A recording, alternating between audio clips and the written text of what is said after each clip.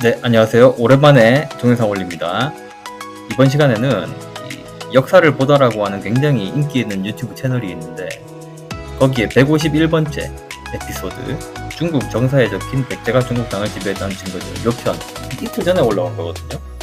요거 제가 보다가 이거 좀 잘못된 것 같다, 그리고 이거는 좀 반드시 물어봐야 될 것 같다, 이런 것들이 있어갖고 한번 급조해가지고 오늘 동영상 한번 제작해서 올려봅니다. 자, 한번 제 얘기 한번 들어보십시오. 자, 거기에 이 안정준 교수가 나와가지고 이런 발언을 합니다. 5세기, 6세기 백제 대외관계를 설명을 해요. 이분이 백제 요소경략설을 설명하면서, 백제 요소경략설은 간단하게 얘기하면 한때 백제가 중국의 요소지역을 차지한 적이 있다, 이렇게 이제 설명되는 건데, 안정준 교수는 그 설에 대해서 회의적인 입장을 갖고 있는 학자죠. 그러니까 실제로 그렇게 했을 것 같지 않다, 백제가 실제로 요소지역을 차지했을 것 같지는 않다, 이제 이런 입장인데, 그거의 근거를 설명하면서 5세기, 6세기 백제의 대외관계를 이렇게 설명합니다. 백제가 5세기, 6세기에 처해 있던 상황을 생각하면 굉장히 궁지에 몰려있다. 고구려한테 막 공격을 당하여 굉장히 궁지에 몰려있는 상황이었다. 고구려한테 마구 공격을 당하여 굉장히 궁지에 몰려있는 상황이었다. 이렇게 이제 설명을 합니다. 자, 그런데 이게 저는 굉장히 그때 충격을 받았거든요. 이 5세기면 몰라도 6세기에 백제가 계속해서 고구려한테 공격을 당해가지고 굉장히 궁지에 몰려있는 상황이다. 이게 제가 갖고 있는 한국사의 상식으로는 도저히 생각이 잘 안 되는 거라 제가 잘못됐나 해서 다시 한번 찾아봤습니다. 이거. 여기에 대외관계의 변화 해가지고 이 무령왕 때의 대외관계 변화, 백제의 대외관계 변화, 이걸 얘기하는데, 무령왕이 이 6세기 전반에 제위에 있던 사람입니다. 6세기 전반에. 자, 그럼 무령왕 때 백제의 대외관계에서 나타나는 두드러진 변화 양상은 고구려에 대해 공세적 입장을 취하고 있다는 겁니다. 이렇게 바뀝니다. 5세기 때까지는 계속해서 고구려한테 공격당하면서 궁지에 몰려있다고 표현할 수 있는데, 6세기가 되면 도리어 무령왕이 즉위초 정변을 수습한 후 곧바로 고구려에 대해 적극 공세를 강화했다, 이렇게 바뀌어요. 그래서 무령왕이 즉위년에 이 달솔, 우영이죠. 우영이 거느린 5천의 백제군이 고구려의 수곡성을 선제 공격하였으며, 이렇게 바뀝니다, 이게. 그래서 이게 좀 내가 잘못 알고 있나 해가지고 다시 이렇게 봤는데 그건 아니었습니다. 제가 기억하고 있는 게 맞고요. 그리고 꼭 그거 아니더라도 우리가 학교에서 가르치는 교과서에, 이게 고등학교 교과서거든요. 거기에도 보면 이게 5세기는 이렇게 맞습니다. 5세기는 이렇게 백제가 이렇게 쪼그라드는 게 맞죠. 계속해서 이제 고구려의 공격을 받고 이게 맞는데, 근데 6세기에 들어오면은 백제의 무령왕은 22담로의 왕족을 파견하여 지방 통치를 강화하는 등 정치적 안정을 깨화했다. 그러니까 다시 이제 무령왕 때 들어오면은 백제가 살아난다, 이렇게 가르치고요. 성왕은 사비로 수도를 옮기고 신라와 함께 고구려를 공격하여 한강 하류액을 되찾는다. 그러니까 백제가 도리어 고구려를 위로 쳐올린다니까, 6세기가 되면. 신라하고 같이 공격하긴 하지만. 그렇게 해서 이게 아시잖아요. 6세기의 성왕 때, 6세기 성왕 때 백제가 일시적으로 한강 유역을 다시 회복한다, 이렇게 가르치잖아요, 이게. 자, 그러면 이거 어떻게 되는 겁니까? 이게 안정준 교수는 백제가 5세기뿐 아니라 6세기에 처해 있던 상황을 생각하면 고구려한테 막 공격을 당하여 굉장히 궁지에 몰려있는 상황이었다, 이렇게 설명했잖아요. 그런데 이거 까딱 잘못하면 중고등학교 시험이나 대학생 중에서 이렇게 역사 전공하는 학생이나 한국사 능력검정 준비하는 학생이나 아니면 역사 임용고시 준비하는 학생들 중에서 안정준 교수 얘기 들었다가 6세기 때 백제가 고구려한테 계속 공격당해갖고 수세에 몰려있고 궁지에 몰려있는 거 이렇게 써야지. 이렇게 했다가 틀리면 어떡할 겁니까? 그럼 안 되잖아요. 그러니까 안정규 교수님이 이렇게 얘기했으면 안 됐던 것 같고요. 이건 이제 제가 한번 지적을 해드려야 될 것 같고, 두 번째가, 요거는 이제 우리나라 사람들한테는 이렇게 좀 생소한 자료예요. 송서 왜국전의 외왕 무의 상표문, 요거를 이제 설명을 하셨어요. 이제 요서경리학설도 그 중국 기록에 나와 있긴 하지만 아마 허장성서였을 것이다 라고 하면서 그 일본 열도에 있는 외왕 무라고 하는 이 존재도 그 송서 왜국전에 보면은 중국 남조의 상표문으로 올린 기록이 있는데, 그 상표문에 보면 이런 내용이 있다라고 하면서 이렇게 설명을 해요. 고구려가 중국으로 가는 길을 막는다. 그러니까 그 외왕 무 입장에서 중국으로 가려고 하는데 고구려가 그 중국으로 가는 길을 막는다. 그래서 이거는 이제 외왕 무인 거죠. 저희가 100만 대군을 거느리고 고구려를 치려고 한다라고 상표문에 나온다. 이렇게 설명을 하셨어요. 전체적인 이야기는 맞는 것 같아요. 근데 그 안정준 교수님, 제가 진짜 여쭤보고 싶은 건데, 이거 이 100만 대군이라고 하는 이 표현 어디에서 나오는 겁니까? 제가 과문해서 그런지 모르겠는데, 저는 이 송서 왜국전 외왕 무의 상표문에 100만 대군이라는 표현 나오는 거, 이거 저는 잘 모르겠거든요. 이 표현 어디에서 나오는 건지 그 출처를 좀 알려주시길 바랍니다. 그리고 또 다른 이제 아까 1번 관련해서 이제 여쭤보고 싶은 게, 6세기 백제가 고구려한테 막 공격을 당하여 굉장히 궁지에 몰려있는 상황이었다라고 하셨는데, 그거 뒷받침해주는 근거 사료가 있으신지 한번 저한테 좀 근거 사료를 좀 제시해 주시기를 바라겠습니다. 그러니까 제가 일방적으로 백제가 계속해서 고구려한테 공격당해서 궁지에 몰려있다? 6세기에? 저는 그렇게 안 배웠거든요.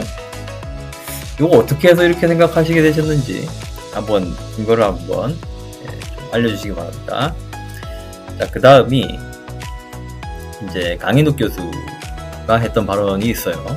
이제 사료 비판하고 역사학적 방법론 얘기하면서 이런 얘기를 하셨는데, 자, 이렇게 얘기를 하셨더라고요.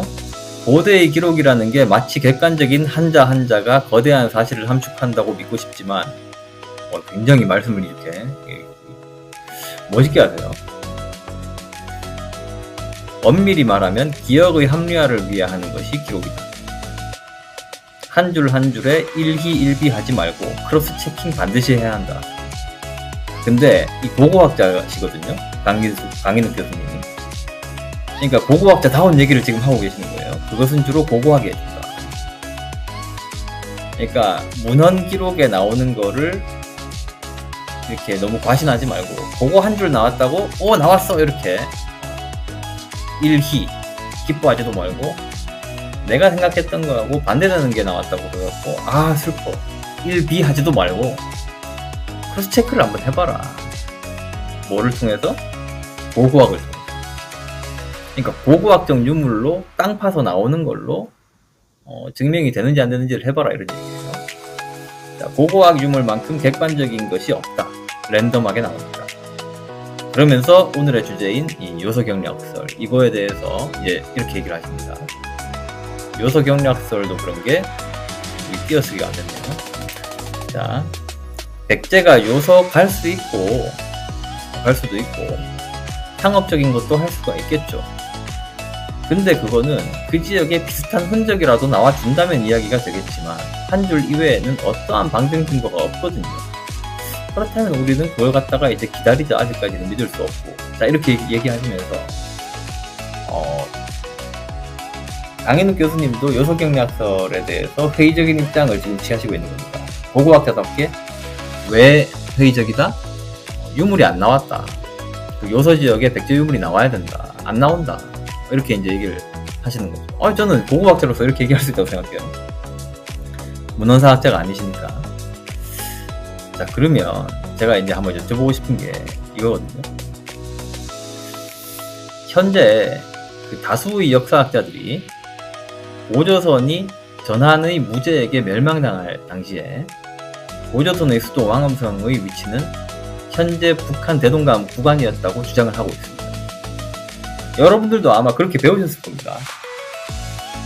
마지막에 고조선이 멸망할 때 어디에서 포위 공격당하고 멸망당했다? 기억나시죠? 뭐 이렇게 양복, 순채 이런 사람들이 그 장군들이 파견돼가지고 왕엄성을 포위해가지고 공격하고 이런 게 이제 나오죠. 사마천의 사기에 보면. 자, 그러면 우리는 거기가 이제 지금의 북한 대동강이 흐르는 평양 근처 대동강의 부관이었다고 우리는 배웠습니다. 그거는 다수의 역사학자들이 거기가 맞다라고 얘기를 했기 때문입니다. 그래서 현재 다수 역사학자들이 고조선의 마지막 수도 왕엄성의 위치, 고조선이 전남 무저에게 멸망당할 당시의 고조선 수도 왕엄성의 위치, 이거를 현재 북한 대동강 구간이라고 주장합니다. 자, 그러면 제가 한번 여쭤볼 거라고 합니다. 강인욱 교수님께. 고고학자의 시선에서 볼 때, 고고학적 유물의 측면에서 볼 때, 요 주장, 고조선의 마지막 수도 왕엄성의 위치가 현재 북한 대동강 구간이었다고 주장하는 거고, 이 주장 이거 타당합니까? 이거 저한테 꼭 좀 한번 얘기 좀 해주시기를 부탁드립니다. 자, 그 두 번째가 고고학적 유물 측면에서 볼 때 만약에 이 1번 질문에 대해서 답이 지금 현재 대다수 역사학자들이 생각하고 있는 그 위치는 틀렸다 이렇게 생각하신다면, 적어도 그렇게 볼 고고학적인 유물은 없다 이렇게 생각하신다면, 고고학적 유물 측면에서 볼 때 전남 무저에게 멸망당할 당시에 고조선 수도 왕엄성 위치는 어디라고 생각하시는지 그것도 저한테 좀 한번 알려주시길 바랍니다.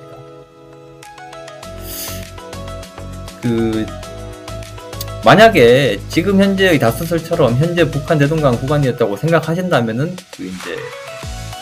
그 주장이 타당하다고 판단하신 거죠. 그러면 그 타당하다고 생각할 수 있는 고고학적인 유물 근거를 저한테 좀 제시를 해주시고요. 만약에 그 주장이 타당하지 않다고 생각하시면은 그러면 어디라고 생각하시는지 한번 얘기를 좀 해주시길 바랍니다. 분명히 이렇게 얘기하셨거든요. 문헌기록에 나온다고 해가지고 일희일비하지 말고 나왔어 문헌기록에 나왔어, 사마천의 사기에 나왔어, 그러니까 이게 북한 평양 대동강 유역이 맞는 거야 라고 하지 말고 고고학적 유물을 통해서 사마천의 사기의 기록이 증명이 되면 믿어야 된다. 그렇기 전까지는, 그 흔적이 나오기 전까지는 믿을 수 없는 거다. 기다려야 된다. 이렇게 얘기하셨으니까 요거 한번 저한테 한번 얘기 좀 해주십시오. 착각하시면 안 되는 게 낭랑군 유적을 얘기하는 게 아닙니다. 낭랑군 유물을 얘기하는 게 아니에요. 고조선의 마지막 수도였으니까 고조선의 마지막 수도를 알려주는 유물, 고조선이 멸망하기 직전에 고조선만이 갖고 있었던 그 고유한 문화, 그리고 고조선이 중국에 있는 다른 나라들하고 교류했던 흔적을 보여주는 문화, 요런 것들. 특히 가장 중요한 건 그것이겠죠. 고조선이 마지막으로 그 지역을 차지하고 있을 때 한무제한테 멸망당해가지고 낭랑군이 설치되기 전에 고조선만이 갖고 있었던 그 유물, 요런 것들이 지금의 북한 대동강 구간에 나온 것들이 있는지 없는지, 그걸 좀 저한테 한번 알려주시기를 바라겠습니다. 네, 오늘 이제 출연진들한테 얘기하고 싶은 건 여기까지고요. 마지막으로 역사를 보다 제작진들이 혹시라도 이 방송 보시면 꼭 한번 좀 이 당부를 좀 봐주셨으면 좋겠는데, 첫 번째가 앞으로는 썸네일을 제작하실 때 방송 내용에 좀 부합하도록 좀 이렇게 좀 만들어주시기를 부탁드립니다. 드리겠습니다. 그 에피소드 제목은 분명히 중국 정사에 적힌 백제가 중국 땅을 지배했다는 증거들 해가지고, 오, 백제가 중국 땅을 차지한 적이 있어? 이렇게 이제 사람들이 볼 거란 말이죠. 역사학자들이 말하기를, 백제가 중국 대륙을, 중국 땅을 차지한 적이 있다 라고 얘기하는 거네. 저기 재밌겠네. 내가 알고 있던 그 한반도의 서남부 지역만 차지하고 있던 백제라고 알았는데, 백제가 중국 쪽도, 중국의 일부도 차지하고 있었어. 이 신기하네 라고 들어와서 봤는데, 실상 내용은 백제가 중국 땅을 지배했다고 보기 어렵다는 내용만 막 나옵니다. 그런 설명만 나와요. 그러니까 그리고는 심지어는 그 마지막에 보면 이 사회자하고 안정준 교수가 이렇게 대화를 나눌 때 보면, 거의 뭐 이렇게 백제가 어떤 조롱의 대상, 허장성세가 너무 심한, 실제로는 못했는데 자기 이득 취하려고 뻥을 많이 쳤다는 그런 내용, 이렇게 자꾸 이제 비춰지게 되는데, 그렇게 볼 수도 있는데, 근데 그렇게 되면 이거는 그 썸네일 내용하고 썸네일 제목하고는 정반대 내용 아니겠어요?